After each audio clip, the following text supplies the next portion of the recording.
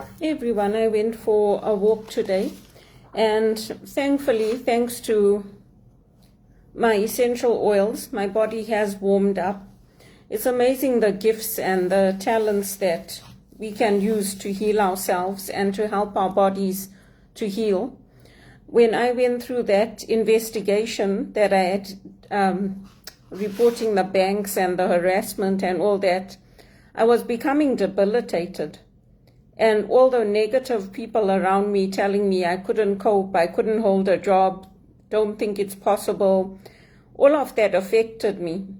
So once I distanced myself from all of that, and I took my courses actually when I started working at Teleperformance, and the oils have really helped me. And all of our oils are gifts from God. They are everything that's good that we have has to be used in moderation, because like everything, if there's an excess, it lands up hurting us instead of helping us.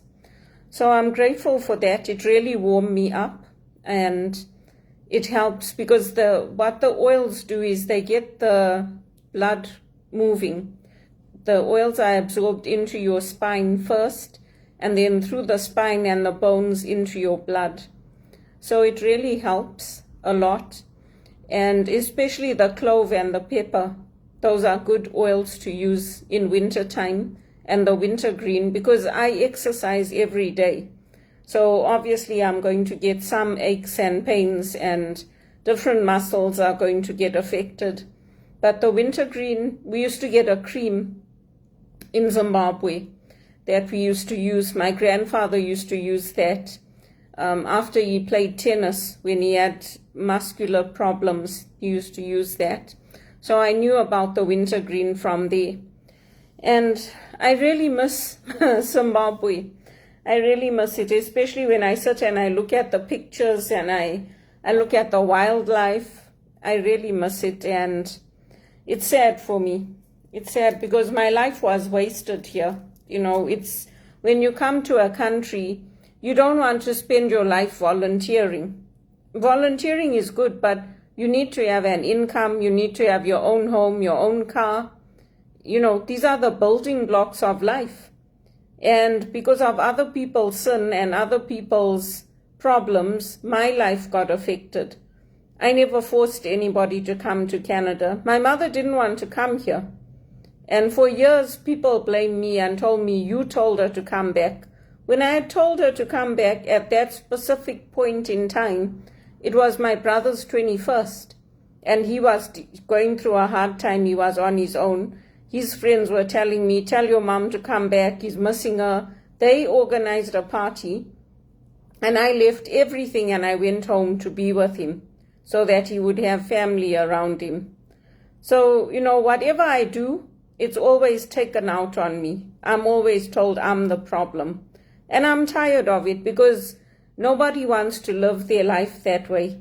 And sometimes it's better to be far away from family, because if you can't have loving relationships and people can't see your gifts and your talents and they can't appreciate your life, you're better off living just you and God and putting your faith in the Lord and moving forward with that.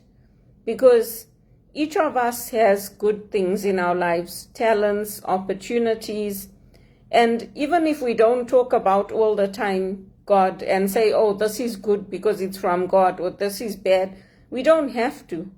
If somebody gives you a smile, or if somebody does something nice for you, that could be a gesture of a way of remembering God. Or somebody saying, text me when you get home, or sending you a good morning message. Those are also ways that people, through our actions, we show our faith. You don't have to talk about God all the time when you talk about your accomplishments or what has happened that's good for you. But we have to have our hearts in the right place. So now we're going through Lent, and it's a nice time for us for renewing our faith and strengthening our faith. And for today's John Maxwell, I'm looking at a case study on King David. And this chapter is on responsibility. we always say that once we've gone through a situation, we can help others with it. And we can help others with our wisdom, with our skills, knowing that God will work through that to bring about what is good in our lives and in the lives of other people. But sometimes we have situations where other people do things and then we get affected, our families get affected, whole nations get affected, just like happened with COVID. So today's case study, it was 1 Chronicles 21, 1 to 30. And I'm not really a war person, so it didn't make sense to me. I really had to think about it, because I'm going to use my mic for this. When you look at the scriptures, if you don't understand like what is going on, why is this a sin, it becomes very confusing. So this passage, the first question was, why would David ask for a census of the fighting men in Israel? Why do you think God considered that a sin? So David had asked for a census to be done of the troops, and then they gave an account for them. Then David says, this is a sin, I shouldn't have done it. So it's like, why would he do that? Why would he say that this is a sin? It's very confusing. I mean, don't we take census all the time? Don't our government leaders take census of how many people we have, how many are healthy? Why do you think they track our disabilities, or our sex, or our race, or anything? Why do they do that? In Africa, they don't have the system set up like they do here to track who is disabled, who is not disabled, who's on what medication and for what purposes. So why do they do that here in these countries? And why did King David do that? And you really have to think about it to get the answer. And it was because by doing that, by looking at how many soldiers he had, just like when they track our disabilities, they want to see who is healthy, who's going to be the most effective, who's going to have the most strength to work, to fight, to do a job. And then they say, okay, there's this accommodation, there's that accommodation, but there's nothing actually. In reality, there's nothing. They either will fire you or they'll put you on a temporary layoff. They don't accommodate anything. The only place that I saw some accommodation was when I worked in the hospitals. I worked with the disabled here in Toronto. I worked in the hospitals with people who had lost their limbs, people who had lost their sight, and that was all kind of in the back office. It wasn't in the front. So there was, for me anyway, there was no accommodation anywhere. Not for coming from Zimbabwe, for my background, not for my religion, not for my health.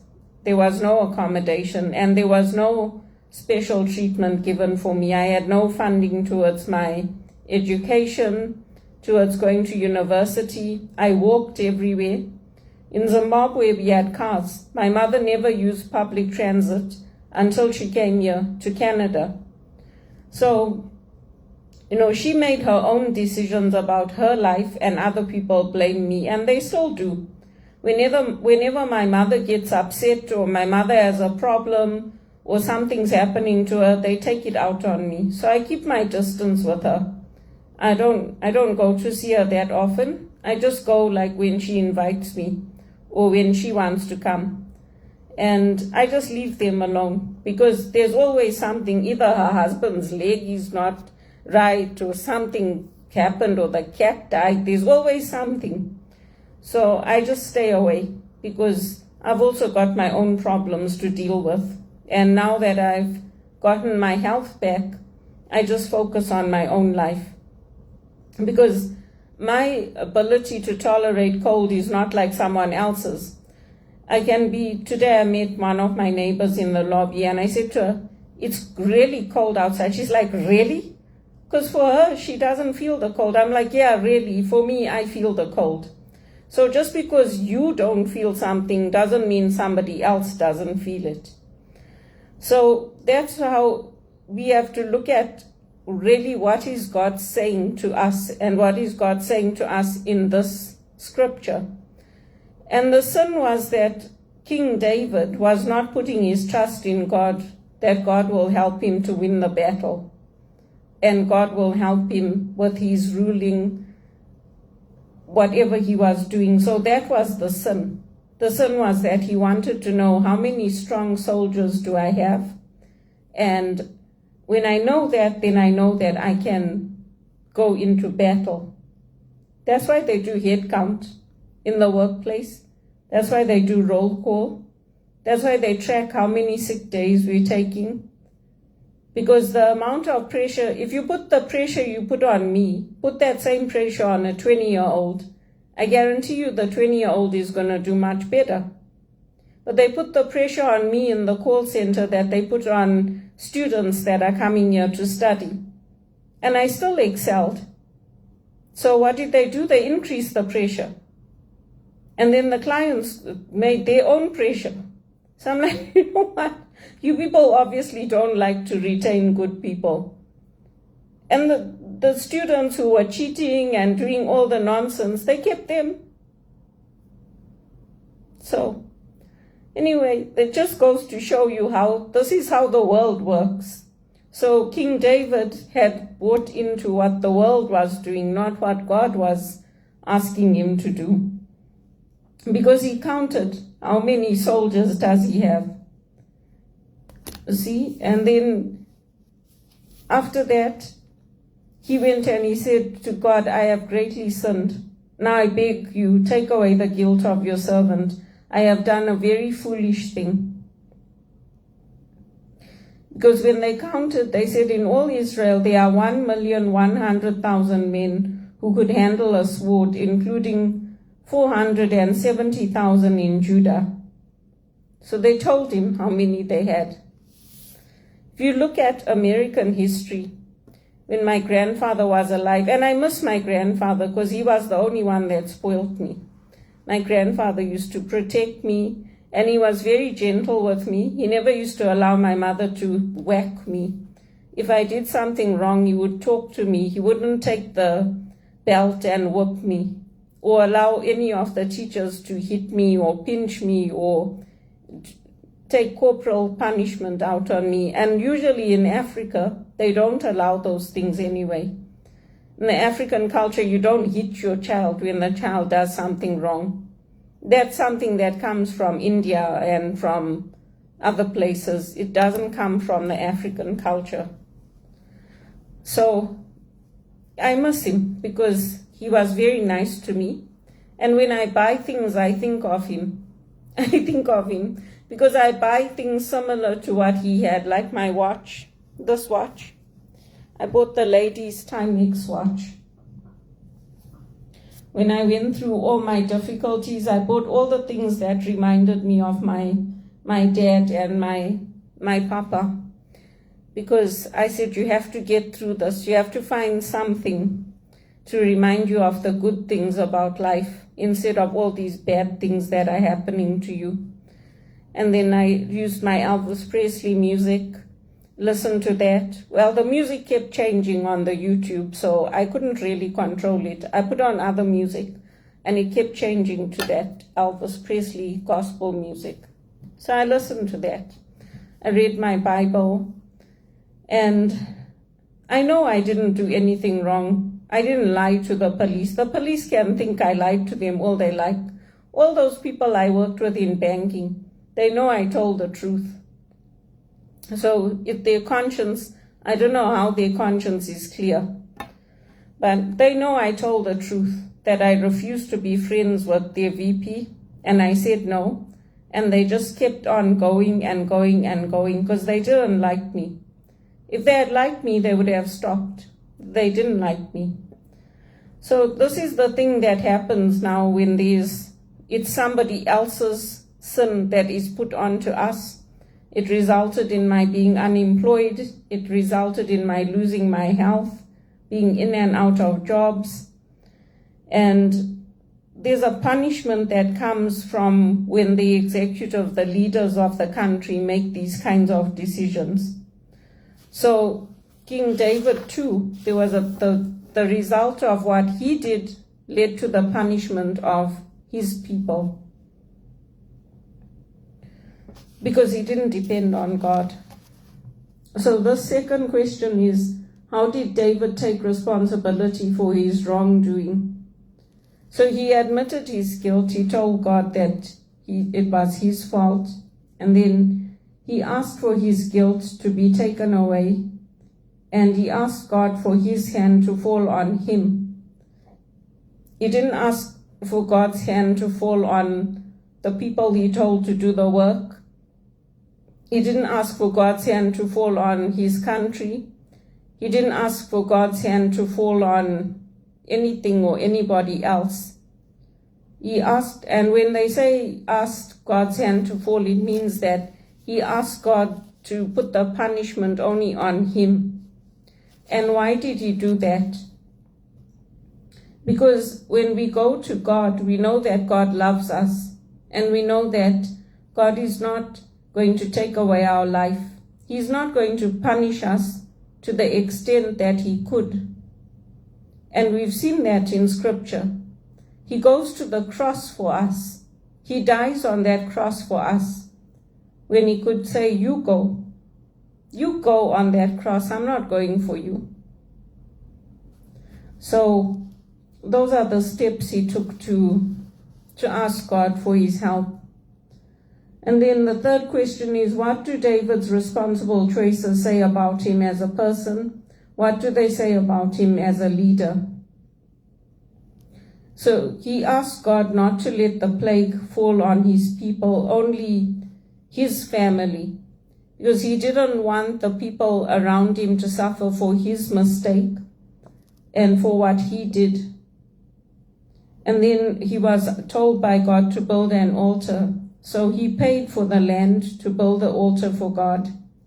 And he obeyed God. He turned away from that sin that he had committed to rely on his own power. And you get that today, International Women's Day. Don't you get it with the guys? What more do you want? He's got a good job. He's got a good house. He's got a car. Then isn't that what women look at when they want to marry somebody, or when the mothers want them to marry somebody? Oh, he's financially secure, so he'd be a good husband for you. But is there a faith there? Are you starting that relationship from a place of faith where you are equally yoked, or you are starting it from a place of the material wealth comes first? Because I know that that's what people say to me. Oh, what more do you want? He's got such a good job. Well, how did he get that job? Did he get that job through honesty?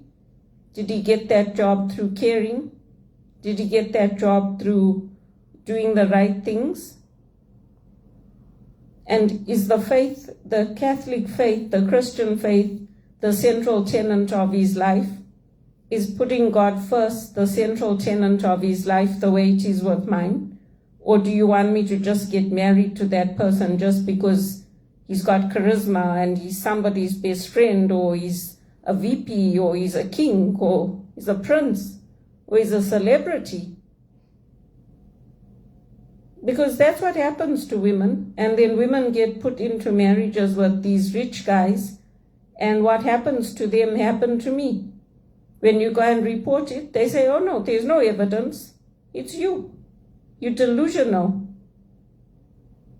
And then you land up earning the least amount of money. They say, oh, you can't hold a job. I really don't think that it's possible for you to hold a job. Why do you want to go to university? Why do you think you can do that? Let me just play devil's advocate with you. Okay, because he's got a good job and he's been at that company for 7 years, and look at you. Look at what you did. They gave you whatever they could afford to give you. So be grateful for that. You don't show any consideration. You don't show any appreciation for what others have done for you. You have never had to struggle the way we have had to struggle. And you know what? You had a good life in Africa. We missed out on all that. That's what they do to me. So I never used to talk about all our hardships, what we went through. You know why? Because I loved Africa. So I talked about all the good things, the beauty, the wildlife, the stars, the birds. I talk about all that lovely stuff. And then they talk about America and they're like, oh, this is a rubbish country. Like, why didn't you come back? We would have welcomed you with open arms. You should have come back. I don't tell them, it wasn't easy. It wasn't easy for me walking for an hour every day to school and then into town, or walking with my grandmother from the grave into town every Saturday.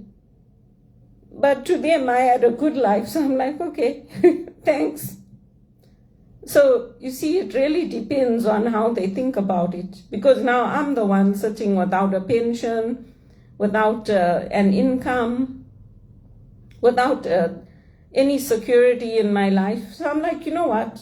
I'll go back to Zimbabwe. If it makes you happy, and then I'll be out of your hair, because I really don't care. Because whether you take me and put me in Zimbabwe or you put me here, I'll always put God first in my life, and I'll keep trying to finish what I started, and I'll persevere. And if you think that my life was better than yours, growing up without a father, sleeping on the floor, going to live with other people, not being kept at home by your family, then good for you, because you're not looking at it the right way. Because that's what happens. The sin of other people ends up affecting my life.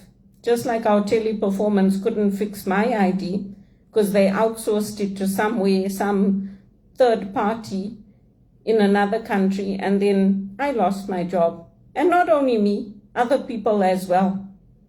But some people, including my mother, think that, no, it's only you. I'm like, okay, whatever. Then they start crying, they shout at me. Thank God I'm not small, because I would have probably just get a hiding on top of that and taken to the police station. So that's why now I tell people what's happening to me, because it's not right. And then the fourth question, what is your reaction to David saying he wanted to be put in God's hand when Gad told him to choose his punishment? So I was kind of surprised at that. I didn't expect that. But he worked to restore his relationship with God. When we put ourselves into God's hand, his love will always save us. But look at what happened to the people around him. The plague killed 70,000 men of Israel. But David's life was spared. And he had to watch the suffering he brought on his people. Just like what's happening to us in Canada. But in Canada, you know what our government does? They don't do like what the African leaders do. They make the whole thing, and they say, look at what the good we did. Now, people that couldn't get food in the schools, we have a food program for them. And not only that, we're helping the people in Africa so they can also have a food program. But before they created all of this, we didn't have to have the food programs because people had jobs, people could afford to buy homes, people had IDs that were set up so they could work. But they don't tell you all that. They say, this is not our fault. This is Donald Trump's fault. And everybody puts lots of thousands of likes on their page, supports them, say, yes, you know, you're right. It's not our fault. There's no problems. So that's how the life is in Canada.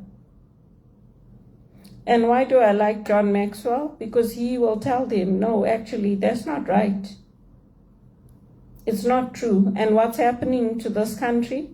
the people like me, the people who work hard, who sacrifice, who are there when they say they need people to work extra hours, overtime, we are the ones who are losing our jobs, and we're being put onto employment insurance, and we are the ones who are being punished for their wrongdoing. And the people who cheat, the people who steal, the people who take their phones onto the floor, they are the ones who they're getting the jobs. That's what's happening. So now the pain has gotten so much that the food banks can't cope in Canada. They can't cope. But when people like me were using our voices and telling them, don't do this, and telling them, keep us in our jobs, find something else for us, they refused. So, anyway, that's how life is here. So, that's all I can say. Do I regret coming to Canada? Yes, I do. But I listened to my mother. I listened to her when she told me don't come back to Zimbabwe. I was obedient. I was a good daughter to her. And what did I get in return? I got a miserable life. I got a life of being in and out of jobs, not having a stability, not having a permanent employment. I got hurt in the workplaces. I didn't get any opportunities in the church either. Other people got selected over me. Other people got selected even in the one campaign. So, I guess, I don't know what God's plan is, but I did tell God, this is not what I want for my life, so can you fix your plan, please? Because I want a good job, I want stability, I want to have an income coming in, and I don't want to, I'm working on a campaign to end poverty and to make sure that people, especially women and girls and the marginalized who have come from Africa and who live in Africa, have access to education, to financial security, to access to drugs for treatable diseases, to doctors, and yet I do not have those things myself. And this has been going on since I came to this country. So if it's God's will that I go back to Zimbabwe, I'd be more than happy to do it, because there are some beautiful places there. There's some really nice touristy areas. There's nice places, and then maybe that's where I'll get my car and my house and everything else, because it's a lousy life here. And it's lousy to have to take money from other people. It's lousy, because I worked hard, and I was honest. And I don't deserve what's happening to me. That's the situation that I'm in.